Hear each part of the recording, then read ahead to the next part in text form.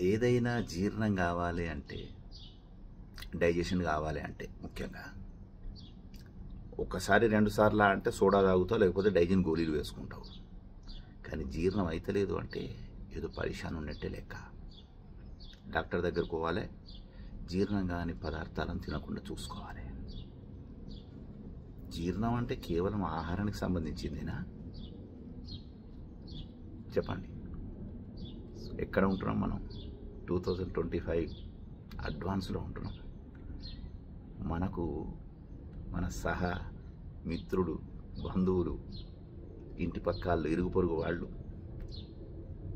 వాళ్ళు చాలా కఠోర శ్రమ సంపాదించి, కఠోర శ్రమతోటి, పరిశ్రమతోటి, క్రమశిక్షణతోటి వాళ్ళు ఎదుక్కుంచిపోతుంటే కూడా జీర్ణం కాదు. చాలామంది జనాలు అలా ఉంటారు. అది ఈర్ష్య ద్వేషాల రూపంలో బయటపడుతుంటుంది. వాడు డాక్టర్గా సీటు కొట్టాడని, లేకపోతే వాడు ఇంజనీరింగ్ ర్యాంకు కొట్టాడని, లేకపోతే బ్రహ్మాండమైన బిల్డింగ్ కట్టాడని, లేకపోతే అమెరికాలో సీటు కొట్టాడని ఇలా నిద్రలు రావు. ఇక ఇటువంటి వాళ్ళు చాలామంది మనకు కనిపిస్తారు.